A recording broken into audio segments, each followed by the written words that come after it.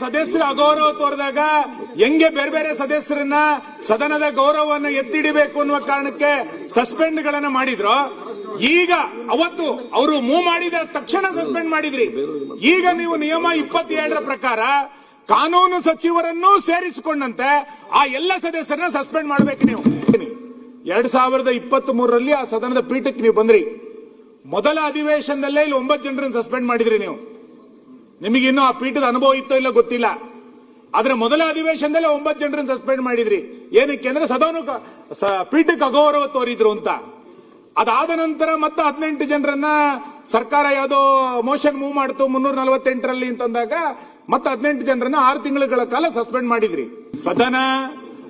ಸದನದಲ್ಲಿ ಹೇಗ್ ಮಾತಾಡಬೇಕು, ಹೇಗ್ ನಡು ಬೆಳೆಬೇಕು ಅನ್ನೋದು ನಾವೇ ರೂಪಿಸಿಕೊಂಡಂತ ನಿಯಮಾವಳಿಗಳಿದೆ. ಈ ಹಿನ್ನೆಲೆಯಲ್ಲಿ ನೀವು 18 ಜನರನ್ನ ನಮ್ಮ ಸದಸ್ಯರನ್ನ ಸಸ್ಪೆಂಡ್ ಮಾಡಿ ಒಂದು ನಿಮಿಷ ಆಯ್ತು. ಆ ರೀತಿ 18 ಜನರನ್ನ ಸಸ್ಪೆಂಡ್ ಮಾಡಿದಾಗ ಹೆಂಗ್ ನಡೆದಿತ್ತು ಅಂತ ಗೊತ್ತಿದೆ.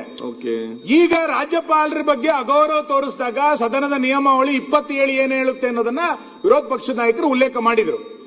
ನೀವು ಅದಕ್ಕೆ ರೂಲಿಂಗ್ ಕೊಡದಲೆ ಆ ರೀತಿ ಅನುಚಿತ ವರ್ತನೆ ಮಾಡಿದಂತ ಸದಸ್ಯರನ್ನ ಇಟ್ಕೊಂಡೆ ಮತ್ತೆ ಸದನ ನಡೆದ್ರೆ ಸದನಕ್ಕೆ ಏನ್ ಗೌರವ ಬರುತ್ತೆ?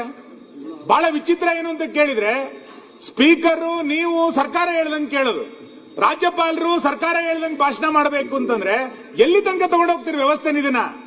ಹಾಗಾಗಿ ನಾನು ನಿಮ್ಮ ಹತ್ರ ವಿನಂತಿ ಮಾಡೋದು, ನಿಮಗೆ ಸದಸ್ಯರು ಅಗೌರವ ತೋರಿದಾಗ ಹೆಂಗೆ ಬೇರೆ ಬೇರೆ ಸದಸ್ಯರನ್ನ ಸದನದ ಗೌರವವನ್ನು ಎತ್ತಿಡಿಬೇಕು ಅನ್ನುವ ಕಾರಣಕ್ಕೆ ಸಸ್ಪೆಂಡ್ ಗಳನ್ನ ಮಾಡಿದ್ರು.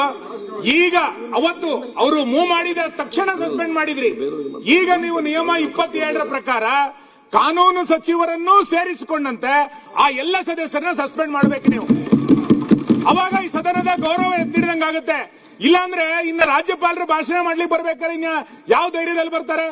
ಸದನದ ಒಳಗೆ ಸದಸ್ಯರ ಗೌರವ ಬಿಡಿ, ರಾಜ್ಯಪಾಲರ ಗೌರವವನ್ನೇ ರಕ್ಷಣೆ ಮಾಡಲಿಲ್ಲ. ರಾಜ್ಯಪಾಲರಿಗೆ ರಕ್ಷಣೆ ಕೊಡದಲ್ಲೇ ಇರುವಂತ ಪರಿಸ್ಥಿತಿಯನ್ನ ಈ ಗೂಂಡಾ ಸರ್ಕಾರ ನಿರ್ಮಾಣ ಮಾಡಿಕೊಡ್ತು. ನೋಡಿ